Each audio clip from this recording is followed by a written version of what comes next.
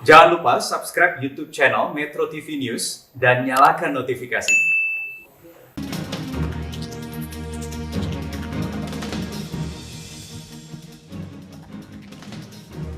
Merawat semangat melawan COVID-19. Nah, pertanyaannya, Mas Eko, terus terang beberapa teman ketika melihat angka kasus yang berkurang, sebagian ada yang senang, percaya bahwa angka itu menunjukkan memang kasus COVID sudah menurun.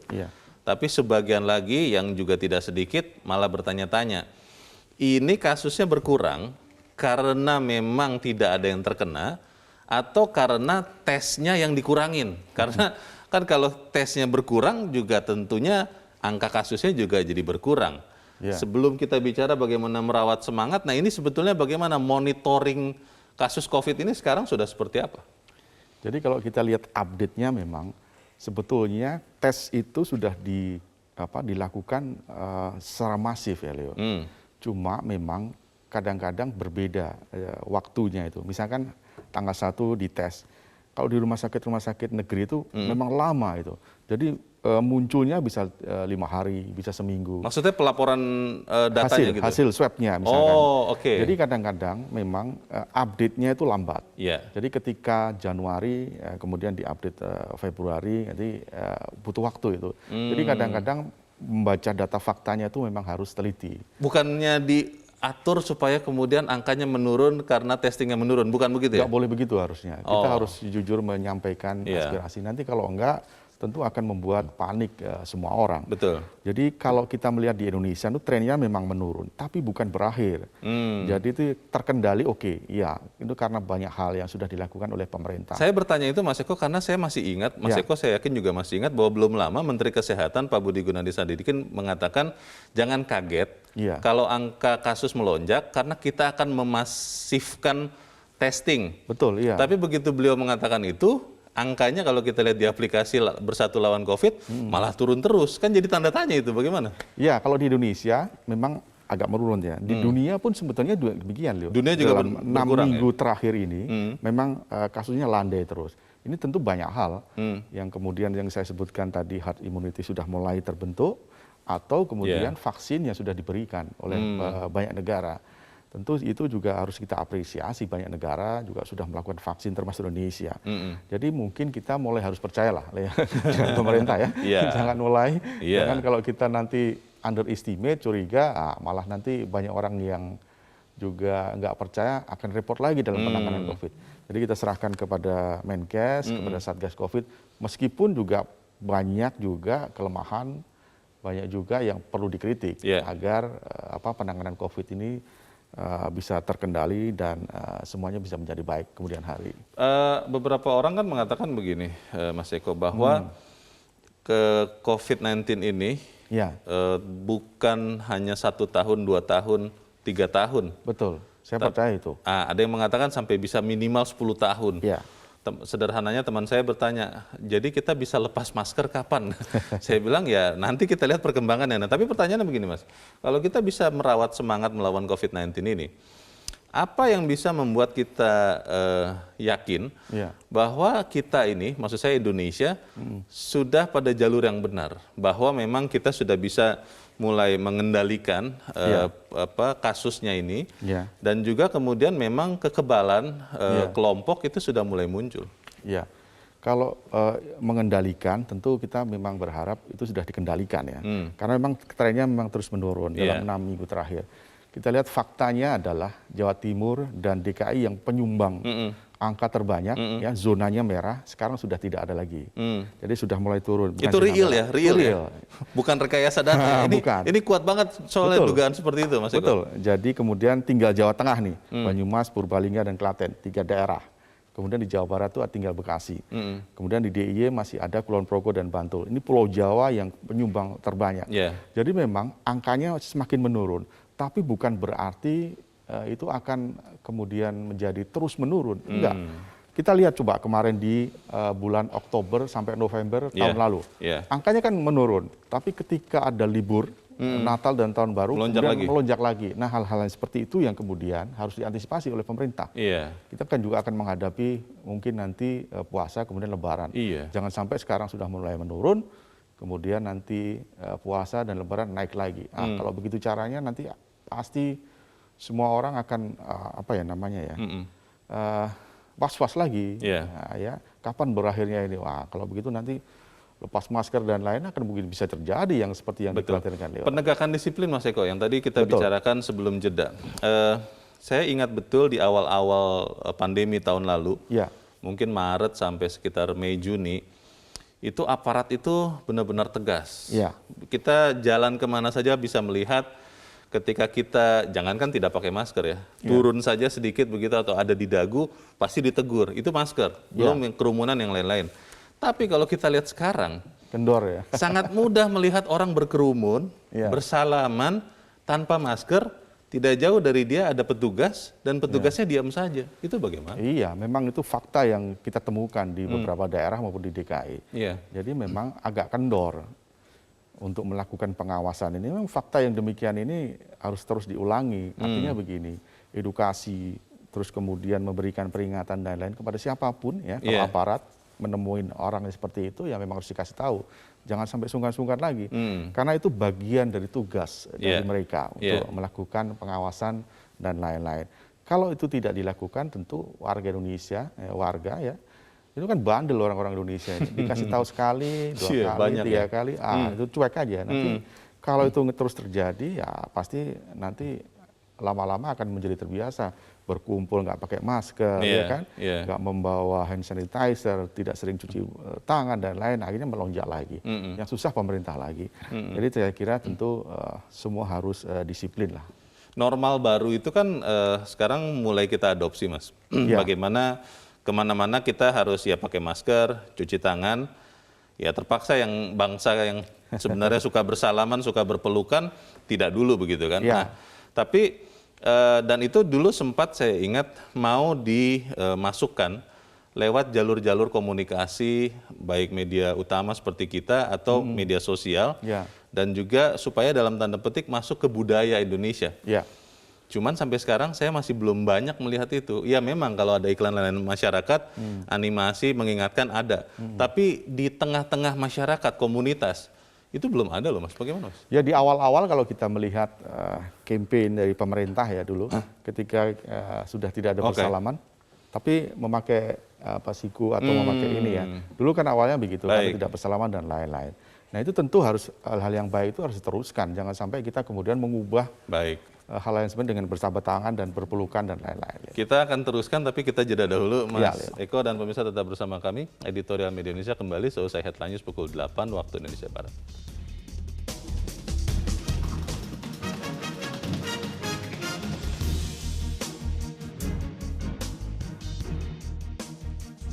Terima kasih pemirsa, Anda masih bersama kami di Editorial Media Indonesia. Mas Eko, kita coba bertanya kepada pemirsa, Mas, seperti apa kita bisa merawat semangat melawan COVID-19. Kita sudah terhubung dengan pemirsa Metro TV di Jakarta, ada Pak Syahril. Pak Syahril, selamat pagi. Selamat pagi, Metro. Selamat pagi, Pak Syahril. Bagaimana, Pak? Masih tetap semangat tidak melawan COVID-19 ini, Pak Syahril? Ya, ini sebuah saran buat pemerintah. Ya, mudah-mudahan melalui media Metro ini, pemerintah bisa mendengar. Yang pertama, kita mempunyai infrastruktur untuk memberikan semangat pada masyarakat kita, khususnya masyarakat kelas menengah ke bawah. Ini hasil penelitian saya. Masyarakat kelas menengah ke bawah inilah yang harus diberikan edukasi yang maksimal. Kita memperlukan infrastruktur kita di sana, ada yang baik yang formal maupun informal, seperti kecamatan, boleh dari RT, RW, dan seterusnya. Di sini mereka kita minta untuk memberikan edukasi kepada masyarakat setempat. Terus yang informal, tokoh-tokoh masyarakat ada setempat, maupun para ulama ada setempat. Untuk itu, mereka harus diedukasi terlebih dahulu. Jadi mereka itu diundang, diadakan apakah bentuknya merupakan pengarahan dari pemerintah dengan memberikan bonus kepada mereka, apakah berapa uangnya atau berapa uangnya mereka ini diberikan bonus. Terus satu lagi, ada yang keras. Yang keras apa? Kita memberikan satu pandangan pada mereka. Seandainya mereka tidak mau melaksanakan program-program pemerintah seperti menggunakan masker Iya. cuci tangan, itu yang paling penting sekali, masker, cuci tangan, dan bila Iya. mungkin cuma jaga jarak. Kepada mereka yang penerima bantuan pemerintah itu akan ditinjau ulang lagi. Dan mereka pun akan sadar, ini Oh. betul-betul serius. Dan kepada pemerintah itu saya meminta, setelah mereka mempercayakan kepada infrastruktur baiknya legal maupun ilegal tadi, dia harus kontrol. Dia harus kontrol benar-benar enggak Oke. itu mereka yang kita bayar tadi, yang dikasih motivasi bonus tadi melaksanakan apa yang diinginkan oleh pemerintah. Jangan sampai nanti seperti menyemprot. Contohnya ya, menyemprot sanitizer itu. Penyemprotnya asal saja, seret, Oke. foto, seret begitu. Oke. Itu kan nama penipuan namanya itu kan ya. Terus sekali Baik. lagi dalam hal bintang mereka yang mengadakan pengajian, di sana mereka diberikan edukasi. Bagaimana akibatnya apa, plus minusnya apa, jelaskan. Dan para mereka yang memberikan edukasi itu diberilah mereka insentif bonus. Jangan air liur saja yang dikasihkan kepada mereka. Dan ini Baik. jangan dipotong lagi bonus ini oleh para setengkap. Apakah mau 250 ke setiap mereka mengadakan pengajian ataukah Baik. hari Jumat, itu berikan mereka bonus. Kemudian Oke. adakan tadi kontrol, benar nggak Baik. mereka? Terima kasih Pak Syahril di Jakarta untuk pendapat Anda. Selamat pagi. Di belakang Pak Syahril ada Ibu Lia di Makassar, Sulawesi Selatan. Ibu Lia, selamat pagi. Assalamualaikum warahmatullahi wabarakatuh. Waalaikumsalam warahmatullahi wabarakatuh. Bagaimana Bu Lia? Masih semangat untuk melawan COVID ini, Bu? Alhamdulillah semangat Pak. Semangat ya? Dan saya optimis ya, apalagi mendengar ini berita-berita bahwa sudah mulai melandai, itu berarti sudah menambah lagi imun kita Pak ya. Imun. Tapi itu tadi seperti dikatakan Bapak tadi, di Majelis Talim itu berarti di samping menambah imun juga ya, yang satu lagi hubungan vertikal. Iman. Ini jangan lupa iman juga ini. Iman. Jadi Ya. dengan kerjasama ya betul. Jadi imun dan iman itu harus selalu jangan hanya salah satunya Pak, harus jalan beriring. Ya, jadi hubungan horizontal, hubungan vertikal itu harus jalan beriring. Kemudian juga dengan tadi semangat yang kita ambil itu adalah kerjasama yang baik. Dari seperti juga tadi katakan penelpon bahwa dari tingkat atas sampai tingkat bawah. Kapan ada kerjasama yang baik, maka sebesar apapun masalah itu bisa diatasi. Ya, jadi dengan kerjasama yang baik dari tingkat atas. Cuma saya heran Pak ini ya, sedikit berubah pernyataan-pernyataannya mulai dari awal dulu penggunaan masker dulu yang hanya yang sakit. Lama-lama berubah lagi dua-duanya. Kemudian lagi ukur suhu di dahi diubah lagi menjadi di tangan karena merusak saraf. Yang ketiga ini lagi baru-baru ini yang lansia tidak usah, sekarang berubah lagi yang lansia bisa. Ini yang biasa saya agak meragukan juga Pak ya. Apakah ini melalui survei pernyataan-pernyataan tadi ini atau hanya misalnya dengan melihat kondisi yang ada. Jadi mudah-mudahan, tapi kita tetap semangat Pak ya. Kita tetap mendukung usaha pemerintah karena itu adalah suatu usaha untuk kemaslahatan masyarakat dan kita harus dukung dan juga kita harus menaati yang tadinya 3M sekarang menjadi 5M. Ya 5M sekarang saya lupa yang 2 itu Pak. Tapi tambah lagi 1. Siap divaksinasi. Oke. Makasih. Assalamualaikum. Waalaikumsalam. Bu Lia, terima kasih dari Makassar, Sulawesi Selatan. Di belakang Ibu Lia ada Pak Bambang Saptono di Surakarta, Jawa Tengah. Pak Bambang, selamat pagi. Selamat pagi Metro TV dan selamat pagi saudaraku bangsa Indonesia. Selamat pagi, silakan Pak Bambang. Merawat semangat melawan COVID-19. Nah, hari ini Mas, genap 1 tahun sejak Presiden Joko Widodo pertama kali menyampaikan ada 2 WNI di Indonesia yang positif COVID-19, yaitu pada 2 Maret 2020 lalu. Nah, sejak itulah negara Indonesia dihantui adanya COVID-19 hingga akhirnya bersama-sama negara di dunia dinyatakan sebagai pandemi COVID-19. Nah, hingga setahun sekarang ini Mas, jumlah korban COVID-19 masih terus meningkat. Di mana kasus positif saat ini sudah mencapai 1.341.300-an ribu orang. Lah, yang sembuh sudah 1.151.000-an orang. Lah, kemudian Mas, yang meninggal dunia sudah mencapai 36.325 orang. Nah, ini wajib untuk menjadikan catatan 1 tahun COVID-19. Nah, kita harus tetap semangat dan optimis di dalam menghadapi COVID-19, yaitu dengan berbekal protokol kesehatan dan vaksinasi COVID-19 untuk mulai bangkit di dalam kehidupan normal baru. Kemudian Mas, hendaklah kita selalu konsisten di dalam penanggulangan COVID-19. sekalipun sudah ada vaksinasi, yaitu kita harus selalu menggunakan masker yang baik, yang benar, kemudian mencuci tangan yang baik dan benar, dan selalu menjaga jarak yang baik dan benar. Karena apa, Mas? Ini adalah modal untuk melawan COVID-19. Nah, semoga, Mas, kita juga masyarakat di Indonesia segera mendapatkan vaksinasi COVID-19 secara merata dan menyeluruh. Ya, terima kasih, Mas.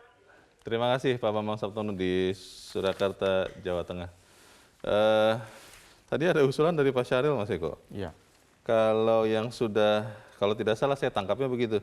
Kalau yang memang sudah melaksanakan dengan baik, ya kasih bonus lah begitu. Ini kan mungkin prinsip disinsentif dan insentif begitu ya. Bonusnya apa sih? Bisa diberikan atau bagaimana kira-kira? Ya, kalau kita lihat kan memang baru terbatas di tenaga kesehatan aja ya. Iya. Itu kan sudah ada insentif Insentif. dari pemerintah. Cuma memang kemarin ada beberapa rumah sakit yang kemudian belum memberikan atau dipotong dan lain-lain tuh malah yang menjadi ribut itu. Memang usulnya Pak Syahril ini masuk akal, tapi kita juga harus melihat kondisi keuangan kita.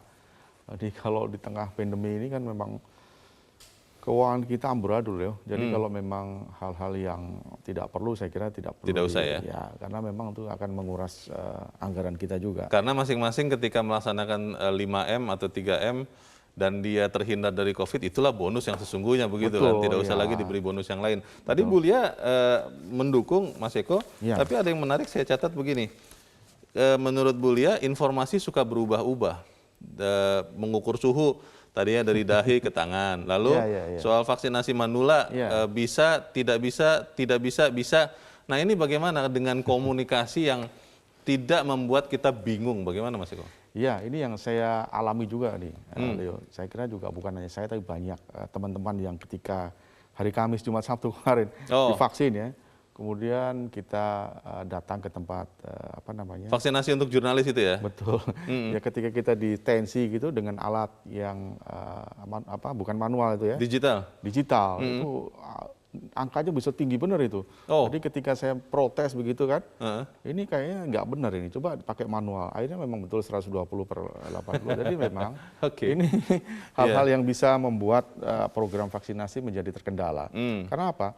Karena kemudian banyak orang juga yang akhirnya gagal melakukan vaksinasi di hari itu. Karena tensinya sangat tinggi pakai alat digital tadi itu. Betul, jadi teman saya malah ada yang sampai 200. Wah ini saya bilang ngaco ini 200 kan. Kalau 200 itu udah stroke dan lain-lain, ini kok masih sehat, masih makan, masih lari-lari dan lain-lain. Akhirnya dia juga gagal juga. Jadi ini perlu dievaluasi. Jadi memang harus, kalau memang pakai digital nggak bagus, juga harus pakai manual. Ini mungkin kritik yang untuk vaksin kedua nanti. Kalau kita melihat juga bagaimana kita terus menjaga semangat, Mas Eko. Ini kan sesuatu yang awalnya kita dipaksa, semua dipaksa karena memang kondisinya genting. Dan ketika kita sudah mulai banyak mengetahui tentang penyakit ini, mengendalikannya, maka sekarang kita diharapkan bisa menerima keadaan ini dan kemudian ya hidup berdampingan. Tadi Mas Eko katakan sama dengan penyakit-penyakit lain, DBD, malaria, memang sudah dieradikasi maksimal, tapi kan masih ada. Nah, bagaimana kemudian kita semua bisa tetap bersemangat, Mas Eko, untuk walaupun nanti harus berdampingan, tapi bukan berdampingan kita yang kalah, kita tetap sehat. Bagaimana, Mas Eko? Ya, sebetulnya kalau COVID ini hitungannya adalah sembuh, masuk rumah sakit, atau meninggal, Leo. Ya, kasusnya kan seperti itu. Kalau kamu punya herd immunity yang bagus, tentu akan sembuh. Kalau enggak, meninggal. Nah, ini pilihannya kan banyak ini. Jadi untuk menjaga seperti itu, tentu kita harus menjaga yang Leo sebutkan tadi. Protokol kesehatan, kemudian merawat semangat itu terus ditimbulkan. Karena kalau kita lengah, itu tadi yang saya sebutkan tadi, pilihannya ada dua. Kamu kena, kemudian isolasi mandiri, masuk rumah sakit kalau kamu kuat sembuh, kalau enggak kamu meninggal. Jadi hal-hal yang seperti ini harus ditanamkan kepada semua warga bahwa ini belum berakhir, ini masih panjang ini perjalanan ini. Jadi kalau kamu nggak waspada, suatu saat pasti akan kena dan pilihannya cuma itu tadi yang saya sebutkan. Ada orang mengatakan bahwa ketika roket meluncur, Mas Eko, itu direncanakan lurus, tapi dalam perjalanan terus-terusan dikoreksi karena ternyata dalam perjalanan belok. Betul. Nah, kalau kita analogikan itu kepada perjuangan melawan COVID, Ya. bagaimana meluruskan lagi semangat, meluruskan lagi disiplin itu yang nanti akan kita bahas di bagian berikut dan pemirsa tetap bersama kami, Editorial Media Indonesia segera kembali.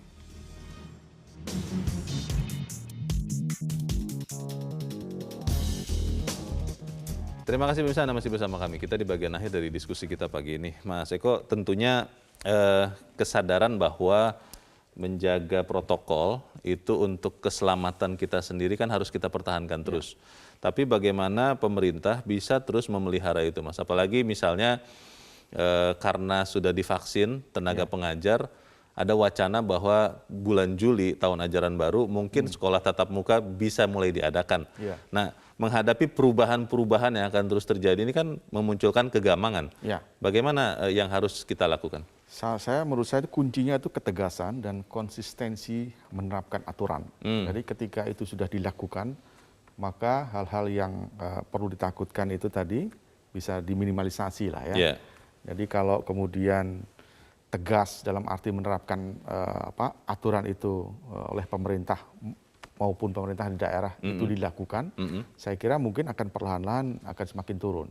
Jadi tetap harus ada edukasi yang menyeluruh, jangan sampai kendor. Nah, kemudian juga terkait dengan vaksin juga, ini cepat harus dilakukan. Memang kalau kita melihat rencana schedule-nya dari pemerintah itu kan Maret atau April di 2022 selesai. Tapi kan kalau lebih baik, lebih cepat lebih baik. Betul. Dengan tidak hanya mengandalkan Sinovac, tapi juga dengan mengandalkan vaksin-vaksin yang lain yang tentu sudah ada MOU dan lain-lain. Bayangkan saja Jepang dan Australia ini baru mulai, Malaysia aja belum, tapi Indonesia sudah mulai. Jadi ini tentu langkah yang bagus bagi pemerintah untuk melanjutkan program vaksin ini. Tentu kita harus mendukung itu, Leo. Jangan sampai kendor itu vaksinnya, jadi jangan sampai nanti menjadi polemik, ada yang nggak mau dan lain-lain. Jadi kita mengharapkan nanti di pertengahan tahun Agustus atau September sudah ada sekitar 50 sampai 70 lah orang yang divaksin. Jadi kalau sudah lebih dari 50, tentu herd immunity maksud saya itu akan timbul di warga. Tentu kalau itu sudah terjadi, imbasnya akan kemana-mana. Ya, ekonomi akan tumbuh, pariwisata juga akan mulai menggeliat lagi. Tentu hal-hal yang lain yang bersifat menggembirakan itu akan kembali muncul. Nah, masalahnya begitu, Mas Eko. Orang Indonesia ini kan selain diduga bandel, saya mengatakan diduga karena saya orang Indonesia tidak suka bandel. Nah, itu juga dikatakan suka euforia. Ketika kita terus-terusan mengatakan seperti yang Mas Eko barusan katakan, vaksin akan ada sekian dalam waktu sekian, itu kan belum. Dan kita berharap itu terjadi. Tapi pada saat kondisi sekarang, orang-orang itu sudah mulai dengan semangat melepas maskernya, tidak menjaga jarak, mulai berkerumun, mulai santai-santai. Saya melihat warga masyarakat di sekitar saya tidak pakai masker, ingin menegur tapi agak ragu, Mas, karena bisa jadi nanti tidak berkenan dan beribut begitu kan. Nah, ini bagaimana nih untuk terus tetap menjaga supaya jangan ada euforia tapi ya semangat juga tetap dijaga. Tugas itu bukan hanya milik pemerintah sebetulnya. Tugas bukan untuk Satgas saja, bukan pihak keamanan saja, tapi juga semua warga, termasuk saya, Leo dan lain-lain. Ketika ada orang yang melanggar, tidak pernah memakai masker, berkerumun dan lain-lain, ya kalau perlu kita tegur ya. Karena itu tugas kita juga untuk sebagai sesama warga agar pandemi ini cepat berakhir. Jangan sampai kemudian kasusnya meningkat terus. Kalau saya memang sempat mau adu mulut tuh makan Leo, bahkan mau berantem. Sudah mengalami itu ya? Oh iya, berkali-kali saya. Jadi karena mungkin ketika teman saya datang ke rumah ya tidak memakai masker atau mungkin ngotot mau datang ke rumah karena berbagai macam alasan, saya menolak. Bukan di WA betul pun malah marah-marah. Saya bilang ya ini bukan persoalan teman atau bukan, ini kan persoalan protokol kesehatan. Jadi hal seperti ini memang harus kita terapkan mulai dari diri kita sendiri. Jadi ketika sudah mulai dari diri kita, tentu teman-teman yang lain juga akan mengikuti. Kalaupun tidak bisa, ya sudah kita yang mundur, jangan sampai kita ikut-ikutan yang hal-hal yang nggak benar. Ada yang mengusulkan sedikit terkait dengan COVID ini, Mas. Masukkan ke kurikulum. Karena sama seperti tsunami Aceh, saya ingat, tahun 2004 itu terjadi, dan sekarang kalau saya lihat di tingkat sekolah dasar, materi tentang tsunami itu sudah masuk. Ya. Dulu kita tidak tahu tsunami itu apa, sekarang jadi tahu, anak-anak sudah tahu. Ya. Nah, tetapi ketika COVID-19 ini semua anak sekolah mengalaminya, Ya. tapi tidak tertulis, tidak masuk ke kurikulum, jangan-jangan sekian tahun ke depan kita sudah lupa dan akhirnya perilaku ini ya jadi hilang juga. Bagaimana Mas Eko? Saya kira itu ide yang bagus dan mungkin harus diterapkan, harus ke Kementerian Pendidikan dan Kebudayaan. Ini kan kasus yang sangat fenomenal ya. Iya, Satu global tahun, ini. ya di dunia semua orang kena, negara manapun. Jadi tentu harus ada pembelajaran itu. Masukkan saja ke kurikulum mungkin tahun depan. Karena tahun ini sudah mulai berjalan online-nya ya. Yeah. Disusun yang rapi, tentu diberi penjelasan yang yang tidak terlalu spesifik ya. Kalau untuk anak-anak SD kan mungkin Betul, disesuaikan lah ya. Betul ya. Jadi mungkin kalau di tingkat SMA sudah mulai mengerti. Jadi ini perlu saya kira, karena kita kalau melihat asumsi-asumsi atau survei ya, pendapat dari beberapa pakar, memang COVID-19 ini tidak akan berlangsung cepat. Efeknya jangka panjang ya. Betul. Jadi ini akan menjadi endemi di beberapa daerah, di beberapa negara. Tentu ini akan harus diberi penjelasan kenapa seperti itu. Jadi mungkin ini akan menjadi hal yang bagus bagi Kementerian Pendidikan. Baik, jadi ini tidak ada kata lain, tidak ada pilihan lain kecuali tetap semangat kita ya melawan COVID-19. Ya. Semoga pemirsa kita juga melakukan itu. Mas Eko, terima kasih sudah hadir di tempat ini. Selamat pagi. Selamat pagi. Pemirsa, tumbuhkan terus inovasi penanganan untuk memperkuat jurus-jurus membasmi COVID-19, sekaligus untuk mengurangi beban masyarakat. Sempurnakan alat-alat deteksi maupun perawatan baik dari sisi efektivitas, ketersediaan, hingga harganya yang harus dibuat semakin murah. Dukungan seluruh anak bangsa untuk berperan aktif menekan penularan COVID-19 masih kita butuhkan agar pandemi ini secepatnya bisa diatasi. Dan pemirsa, demikianlah akhir dari editorial Media Indonesia. Terima kasih Anda sudah menyaksikan. Saya Leonard Samosir. Sampai jumpa.